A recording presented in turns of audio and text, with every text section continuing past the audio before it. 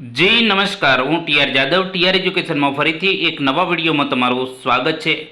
મિત્રો, તમે બધા મસ્ત હશો, મજામાં હશો? તો મિત્રો, આજે ઈસરોમાં જે એપ્રેન્ટિસ ભરતી આવી છે તો તેના વિશે ચર્ચા કરીશું, જેમાં ITI pass, diploma, degree, graduation, BSc, BA માટે જે વેકેન્સી જાહેર થઈ છે તો તેના વિશે ડિટેલમાં ચર્ચા કરીશું। તો ચાલો મિત્રો સ્ટાર્ટ કરીએ।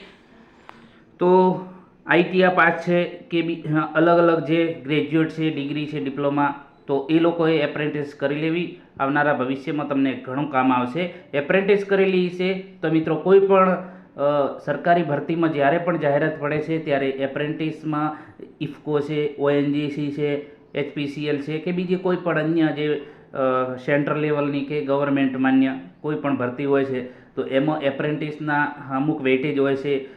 હમણાં જીએસઆરટીસી જે હેલ્પરમાં જે ભરતી આવી છે આઈટીઆઈ માટે, તો એમાં એપ્રેન્ટિસના 15 માર્ક્સ ગણાવ્યા છે।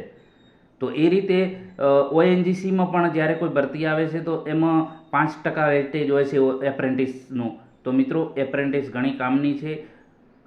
ડિગ્રી કરેલું હોય, ડિપ્લોમા કરેલું હોય કે આઈટીઆઈ, તો એપ્રેન્ટિસ કરી લેવું, કારણ કે હવે એપ્રેન્ટિસમાં પણ 10 થી 12 હજાર પગાર આપે છે અને સાથે સાથે તમે ઘણું એવું નોલેજ મેળવી શકો છો।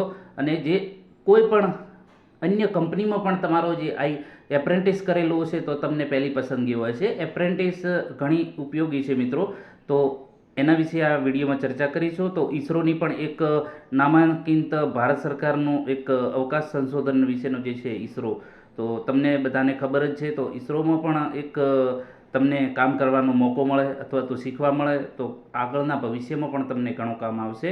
તો ચાલો મિત્રો, તો અહીં તમે જોઈ શકો છો, ભારત સરકાર, ગવર્મેન્ટ ઓફ ઇન્ડિયા, અંતરિક્ષ વિભાગ, ડિપાર્ટમેન્ટ ઓફ સ્પેસ, ભારતીય અંતરિક્ષ અનુસંધાન સંગઠન, ઇન્ડિયન સ્પેસ રિસર્ચ ઓર્ગેનાઇઝેશન, જે અંતરિક્ષ ઉપયોગ એટલે કે સ્પેસ એપ્લિકેશન સેન્ટર જે અમદાવાદમાં આવેલું છે, તો તેના જે ભરતી વિશેની છે। તો અહીં તમે જોઈ શકો છો એડવર્ટાઇઝમેન્ટ નંબર અને ફોર એંગિંગ ગ્રેજ્યુએટ ટેકનિશિયન અને ટ્રેડ એપ્રેન્ટિસ માટે અહીં વેબસાઇટ આપેલી છે એની, તો એ વેબસાઇટ પર જઈને તમે ઓનલાઈન ફોર્મ ભરી શકશો, રજિસ્ટ્રેશન કરી શકશો। હવે space application centre Ahmedabad is the lead centre of Indian space research organisation, જે અમદાવાદમાં આવેલું છે, જે સ્પેસ એપ્લિકેશન સેન્ટર છે। તો એમાં અલગ અલગ જે છે, જેમાં સ્પેસ ટેકનોલોજી નેશનલ ડેવલપમેન્ટ માટે જે છે, બરાબર, તો તેના જે છે અલગ અલગ સ્પેસ એપ્લિકેશન માટેનું જે છે અલગ અલગ સંશોધન થઈ રહ્યું છે। તો એના માટે અલગ અલગ જે ભરતી જાહેર થઈ છે, તો અહીં તમે જોઈ શકો છો અંડર ધ એપ્રેન્ટિસ એક્ટ 1961 પ્રમાણે ગ્રેજ્યુએટ એન્ડ ટેકનિકલ એપ્રેન્ટિસ, બરાબર, from candidate who have the degree, diploma. હવે વાત કરીશું જે આઈટીઆઈના જે છે, આઈટીઆઈ ટ્રેડ એપ્રેન્ટિસ, આઈટીઆઈ જેમણે કરેલું છે એ જે છે ગુજરાતના જે વિદ્યાર્થીઓ છે, આઈટીઆઈ એટલે કે તાલીમાર્થીઓ, તો તેમના માટે પહેલી પસંદગી છે। મતલબ ફક્ત ને ફક્ત આ જાહેરાત છે ગુજરાતના, જેમણે ગુજરાતમાં, મતલબ કે ગુજરાતના કેન્ડિડેટ માટે આઈટીઆઈ કરેલું છે ગુજરાતમાં, અને ગુજરાતના કેન્ડિડેટ માટે છે। જ્યારે તમે ડિગ્રી, ડિપ્લોમા મહારાષ્ટ્ર, ગુજરાત, ગોવા, છત્તીસગઢ, મધ્યપ્રદેશ, રાજસ્થાન અને દાદરાનગર હવેલી, દમણ અને દીવ, બરાબર, અહીંથી કરેલું હોય તો પણ તમે ભરી શકશો। જ્યારે આઈટીઆઈ તમે ગુજરાતમાંથી ને ફક્ત ગુજરાતના જે કેન્ડિડેટ માટે આ જે છે ટ્રેડ એપ્રેન્ટિસ માટેનું છે, મતલબ કે આઈટીઆઈ માટે ગુજરાત માંગ્યું છે, પરંતુ ડિગ્રી, ડિપ્લોમા તમે મહારાષ્ટ્ર કે ગુજરાત કે ગોવા, છત્તીસગઢ, મધ્યપ્રદેશ, રાજસ્થાન અને જે દાદરા નગર હવેલી અને દમણ દીવમાંથી કરેલું હશે તો પણ, મતલબ કે ત્યાંના કેન્ડિડેટ તો પણ ફોર્મ ભરી શકશે, સ્પેશિયલ ભરતી છે। તો અહીં તમે જોઈ શકો છો ગ્રેજ્યુએટ એપ્રેન્ટિસમાં જે છે, ગ્રેજ્યુએટ એપ્રેન્ટિસશીપમાં તમે જોઈ શકો છો electronic communication, mechanical engineer, computer engineering, computer science, information technology, electrical engineering, civil engineering, architecture, bachelor of commerce, જે અહીં તમે જોઈ શકો છો। અહીં જે છે જે 6 સુધી, એમાં બીટેક, બી આર્કિટેક્ચર અથવા તો એના ઇક્વિવેલન્ટ હશે, જેમાં તમારે મિનિમમ 60 માર્ક્સ હોવા જોઈએ અને રેકોગ્નાઇઝડ યુનિવર્સિટી અથવા તો બોર્ડ કે ઇન્સ્ટિટ્યૂટ।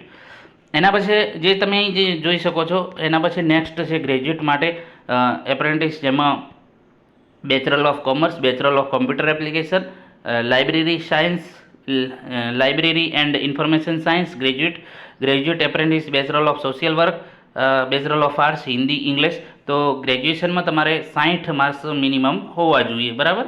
તો એના માટે આ ગ્રેજ્યુએશન માટેનું છે. હવે વાત કરીશું ટેકનિશિયન એપ્રેન્ટિસમાં. તો ટેકનિશિયનમાં એપ્રેન્ટિસમાં છે electronics and communication, technician apprentice mechanical engineer, computer engineer, computer science, information technology, electrical engineer, civil engineer, જેમાં diploma in engineering technology in the respective field first class હોવું જોઈએ. જે અહીં ટ્રેડ આપેલા છે, જેમાં જે છે સબ્જેક્ટ અથવા તો ફિલ્ડ અથવા તો trade electronics, communication, mechanical, computer અને computer science, information technology, electrical ને સિવિલ. આ જે છે જેમણે ડિપ્લોમા કરેલું છે, જેમને ફર્સ્ટ ક્લાસ છે, એ લોકો આમાં ફોર્મ ભરી શકશે. જ્યારે ટ્રેડ એપ્રેન્ટિસ જે આઈટીઆઈ માટે વાત કરીશું તો કયા ટ્રેડ છે. તો ટ્રેડ એપ્રેન્ટિસ કોમ્પ્યુટર ઓપરેટર અને પ્રોગ્રામર એટલે કે કોપા.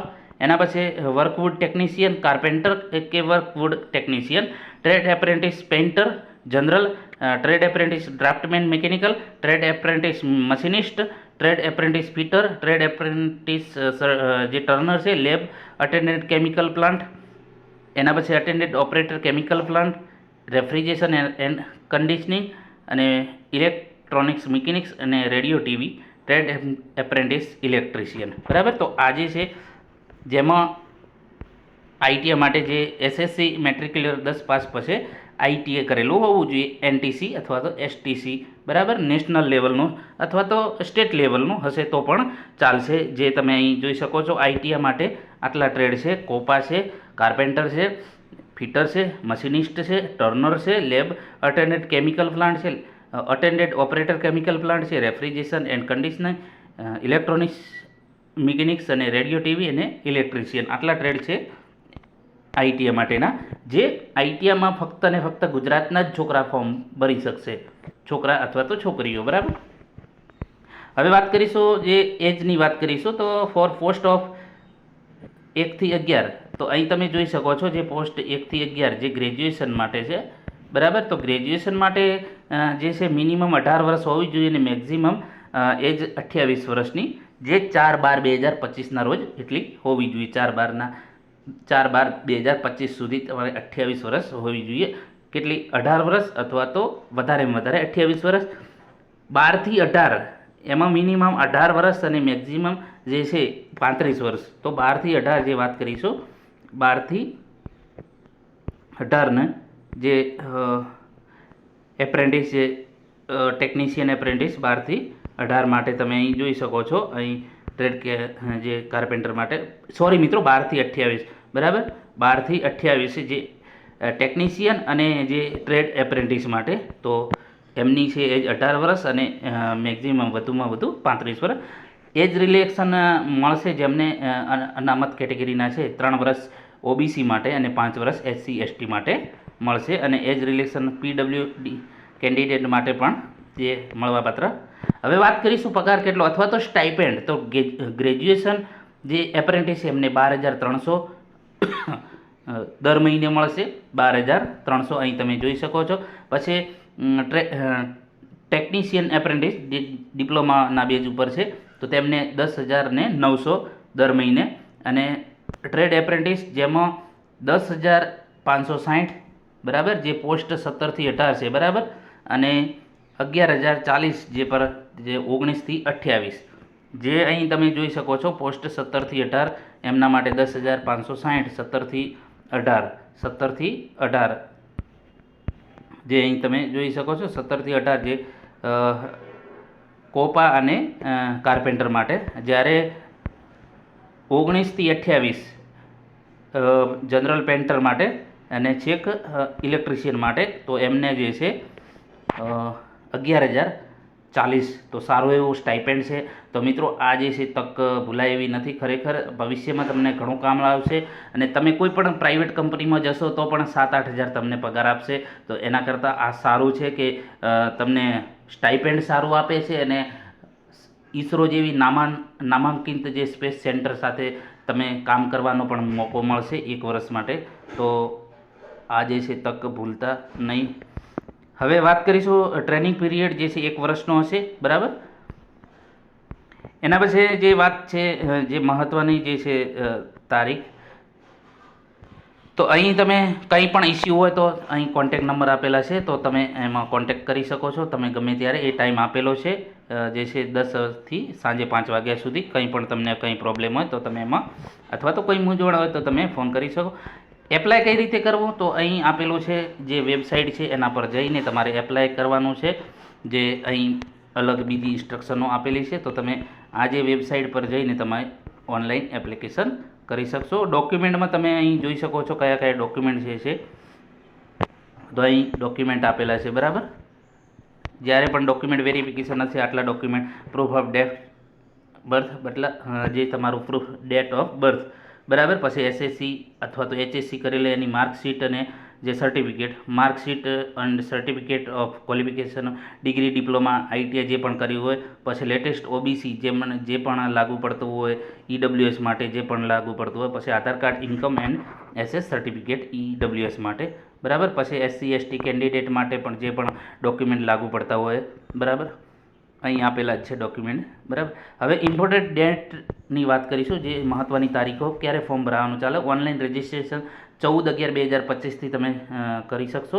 એટલે કે રજિસ્ટ્રેશન ચાલુ થઈ ગયું છે અને ઓનલાઈન રજિસ્ટ્રેશન કરી ફોર્મ ભરવાનું છે. જે 14/11થી તમે લાસ્ટ ડેટ 4/12 સુધી હજુ સમય પડ્યો છે, અને વહેલા તે પહેલાંના ધોરણે જે છે રજિસ્ટ્રેશન કરાવી દેવું.